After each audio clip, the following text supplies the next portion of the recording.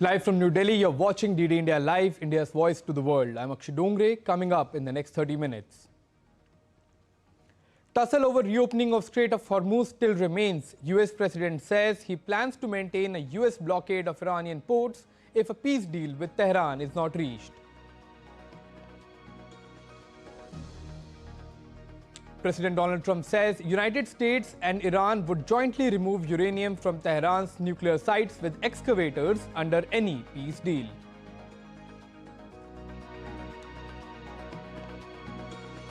US grants month-long sanction waiver on purchases of Russian oil amid Iran war.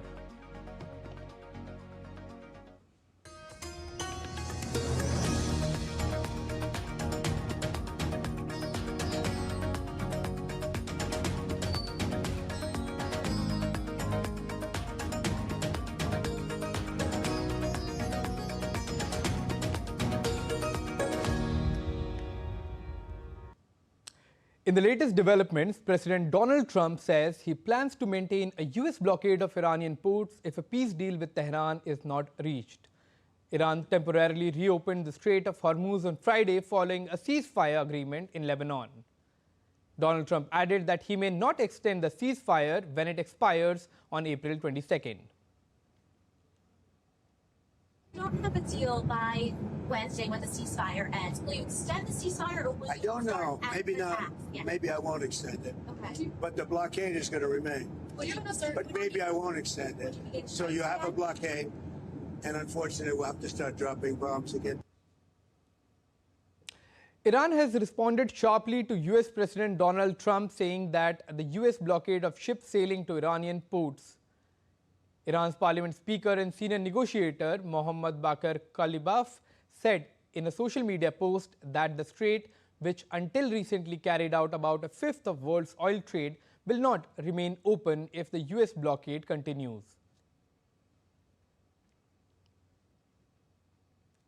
On the issue of uranium, US President said that the United States and Iran would jointly remove uranium from Tehran's nuclear sites with excavators under any peace deal before the material is transferred to the US territory. Trump's comments elaborated on his claim that Iran had agreed to hand over its enriched uranium. The US leader regularly uses the term nuclear dust to refer to Iran's stock of enriched uranium, which the United States accuses Iran of hoarding in order to make an atomic bomb. His remarks on Iran came during speech to Turning Point USA in Arizona. He said Washington will help Tehran dig it out from the nuclear facilities hit in the US by the US last year. We're going to get the nuclear dust. We're going to get it by going in with Iran, with lots of excavators. We need the biggest excavators you can imagine, but we're going to go in together with Iran. We're going to get it, and we're going to take it back home to the USA. Very simple. US President also said he expects to reach a peace deal with Iran very quickly, as most of the points are already negotiated and agreed to. And this process, we're getting along well, but who knows? Who knows with anyone, but who knows with Iran in particular? This process should go very quickly, and that most of the points are already negotiated and agreed to.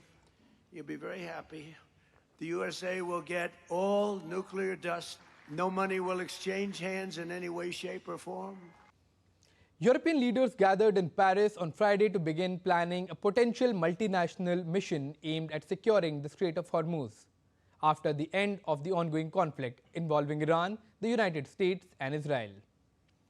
French President Emmanuel Macron and UK Prime Minister Keir Starmer co-chaired meeting at the Élysée Palace, bringing together key allies in the address the growing economic and security risk posed by the blockade of the vital shipping route. Leaders including German Chancellor Friedrich Merz said and Italian Prime Minister Giorgia Meloni attended in person, while dozens of heads of states joined virtually. The discussions focused on restoring free shipping in the strait after Iran's blockade, which has pushed up the global energy prices and raised fears of inflation and shortages. According to officials, the proposed mission would involve mine-clearing operations and safeguarding commercial shipping without engaging in the active conflict. The meeting will also address concerns of more than 20,000 seafarers currently stranded aboard ships in the affected waters. While Germany signaled tentative support for mission, Merz cautioned that concrete steps remain distant. Military officials are expected to continue planning discussions next week at the UK's Northwood headquarters.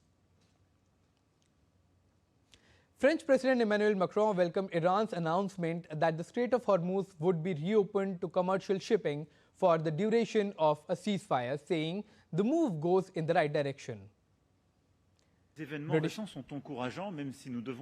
recent events are encouraging, even though we have to consider them carefully. We welcome, of course, the ceasefire between Iran and United States. We also welcome the recently announced ceasefire regarding Lebanon. It has to be respected, as is, and we also welcome the announcement of the reopening as a result of this ceasefire of the Strait of Hormuz decided by Iran. All of these go in the right direction. British Prime Minister Keir Starmer also welcomed the move and said more than a dozen countries were ready to contribute assets to a defensive mission aimed at restoring the freedom of navigation of the Strait of Hormuz. Welcome the announcement that was made during our meeting, but we need to make sure that that is both lasting and a workable proposal. And if anything, it reinforces the need for the work that we've been doing this afternoon, because we're very clear that the mission that we're putting together is a defensive mission and that comes after a ceasefire. Meanwhile, India has officially confirmed that it has been invited to take part in a maritime initiative led by United Kingdom and France to protect transit through Strait of Hormuz, widely regarded as a critical global choke point. During a weekly media briefing in New Delhi, Ministry of External Affairs spokesperson Ranveer Jaiswal confirmed the invitation. The invitation arrives as the international community intensifies efforts to ensure the security of one of the world's most vital energy corridors, which facilitates nearly 20% of the global oil trade. The United States has extended by a month a waiver from sanctions to allow countries to buy petroleum products from Russia, days after it ruled out renewal of the special measure. The US Department of Treasury issued an order extending the waiver from sanctions on Russian oil that is already at sea or on before 17 April through May 16th. Earlier, the US had granted an exemption from sanctions to several other countries, which ended on April 11th. The license comes 2 days after Treasury Secretary Scott Bessent said that Washington would not renew the waiver. The general license issued by US on Friday does not authorize any transaction involving a person, entity or joint venture located in Iran, North Korea, Cuba or parts of Ukraine. The previous waiver of sanction had made available 140 million barrels of Russian oil already loaded on ships to global markets as prices soared against the backdrop of the US war with Iran. Lebanese President Joseph Aoun said that a ceasefire agreed to by his country should be transformed into permanent agreements. Aoun thanked US President Donald Trump and regional countries for helping secure the ceasefire. Without mentioning Israel, Aoun said, negotiations are not a sign of weakness, nor a retreat, nor a concession. I hereby affirm and promise that there will be no agreement that infringes upon our national rights, diminishes the dignity of our steadfast people, or relinquishes an iota of this nation's soil.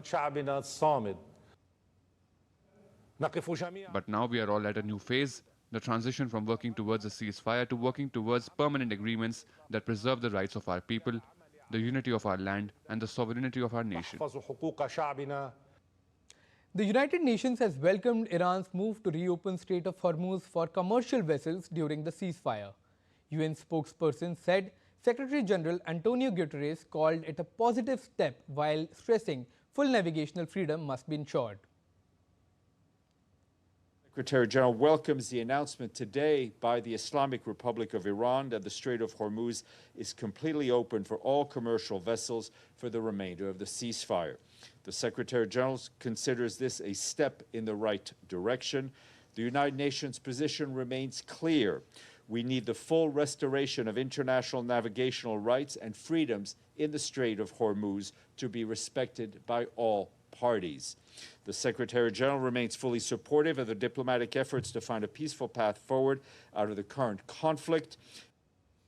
An American delegation recently met with Cuban government officials in the island nation, marking a renewed diplomatic push. Even as US President Donald Trump has threatened to intervene, and Cuba's leader said this week that his country is prepared to fight if that should happen. During last week's extraordinary diplomatic push, the US delegation urged Cuba to make major changes to its economy and way of governing because it would not let the island nation become a national security threat in the region. It marked the first US government flight to land in Cuba other than the US naval base at Guantanamo Bay since 2016. Cuba's crisis have deepened following a US energy blockade, coming as the Donald Trump administration has described its government as ineffective and abusive. Tens of thousands protested in Lisbon against proposed labor reforms, with unions warning of threats to workers' rights. The draft law has sparked a general strike and ongoing demonstration as it heads for parliamentary review.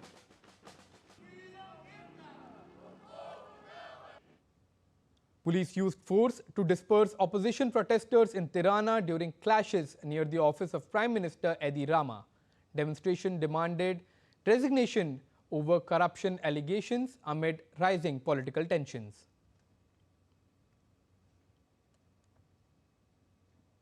Haiti and Dominican Republic will reopen their shared airspace in May, resuming flights after more than 2 years. The move aims to boost connectivity, economic ties, and bilateral relations between the two nations. You're watching DD India Live. I'm Akshay Dongre.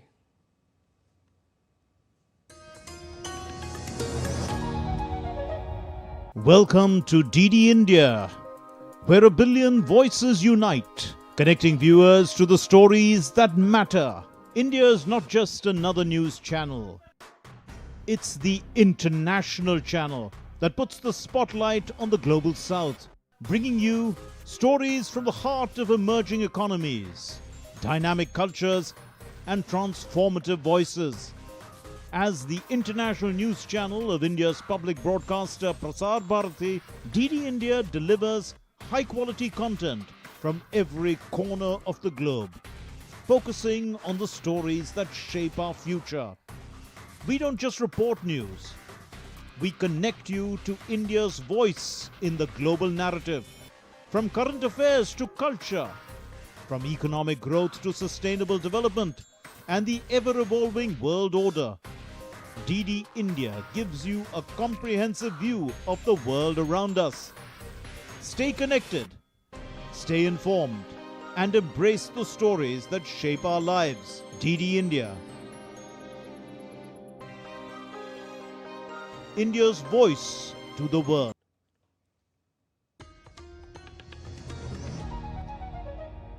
Welcome back. You're watching DD India Live. Let's move on to our next story.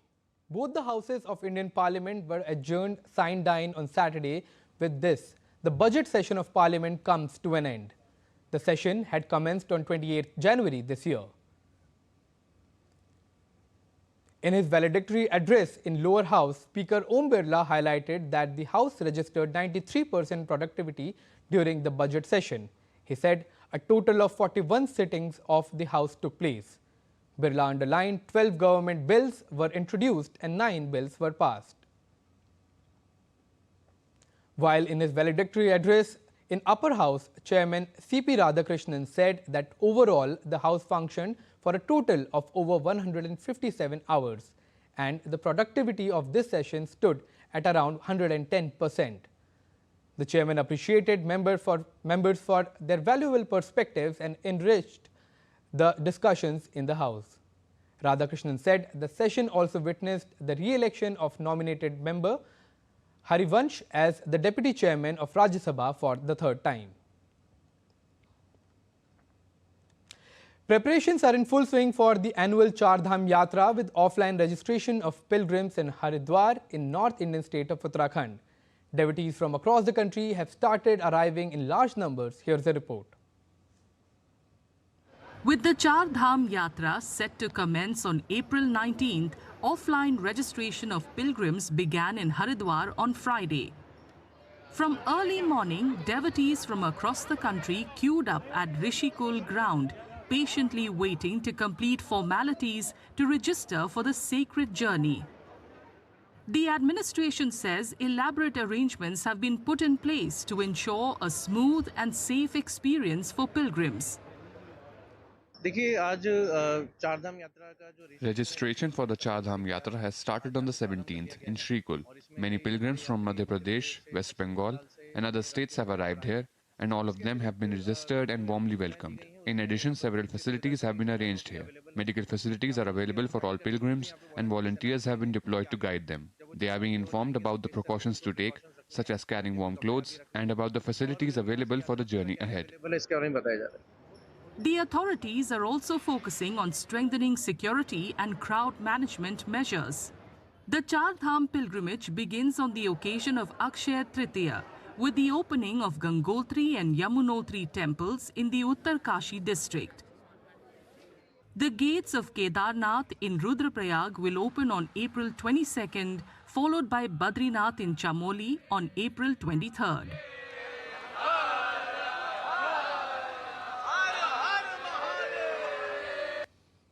And the first batch of Hajj pilgrims has reached the Hajj house in Bemina, Srinagar. Pilgrims will depart from Srinagar airport for their onward journey to Medina. Arrangements have been made in place to facilitate smooth travel. Indian missions in Saudi Arabia are fully prepared to assist pilgrims. Support is being ensured in collaboration with the Ministry of Minority Affairs and Saudi officials.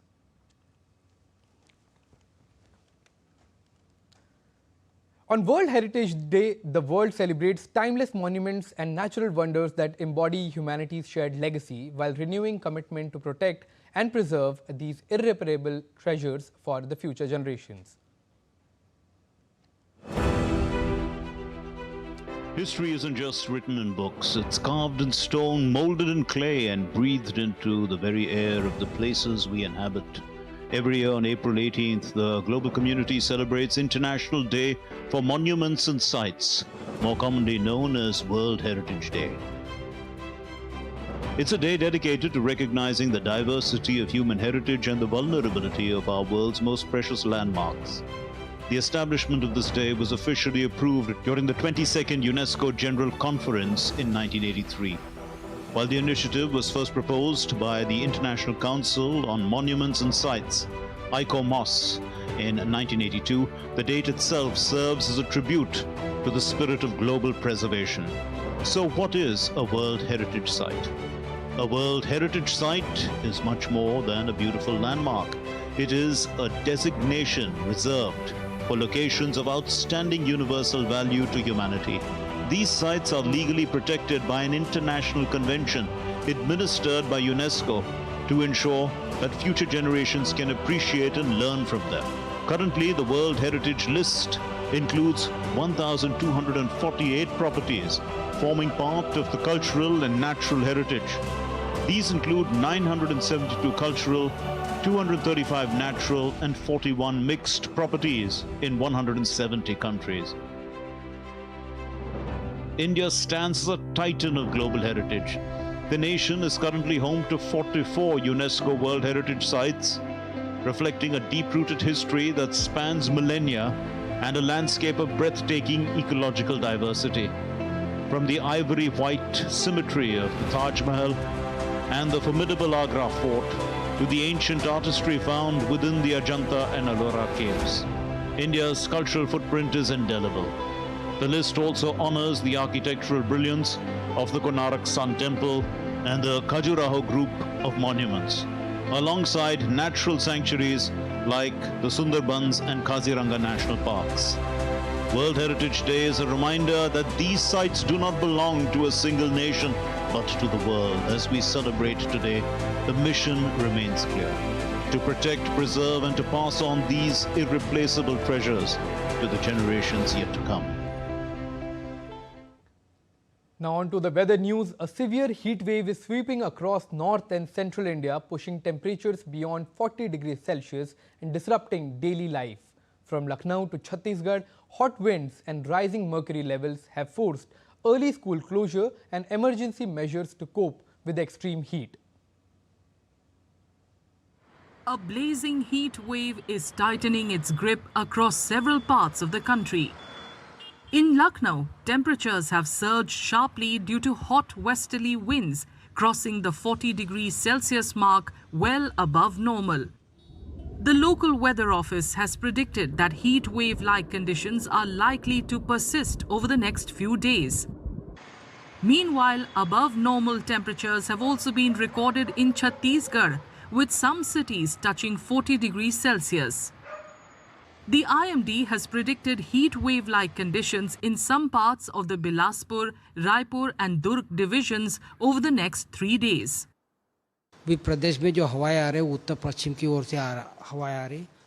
Northwesterly winds are hitting the state, which are hot and dry, leading to a rise in temperatures.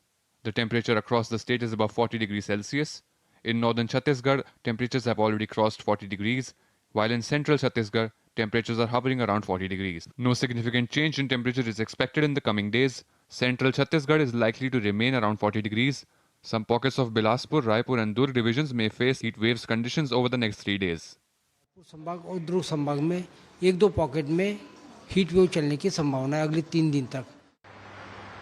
The heat is so intense that the Raipur Electricity Supply Department has installed coolers to prevent transformers from overheating.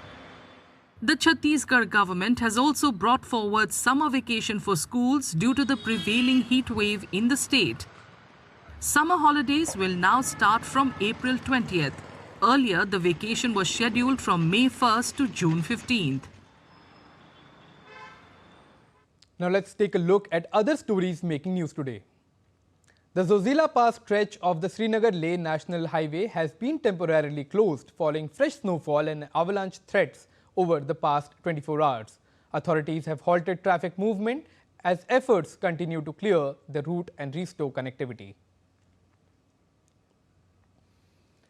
A Grand Shobha Yatra was held in Jammu to mark Parshuram Jayanti. The procession was flagged off by Lieutenant Governor Manoj Sinha, celebrating the life and teachings of Bhagwan Parshuram. 4 cheetahs from South Africa arrived in Kempegowda International Airport on April 18th and were received by Foreign Minister Ishwar Khandre. The animals will be kept in quarantine and later shifted to Banerghatta Zoo, with authorities ensuring their safety and health.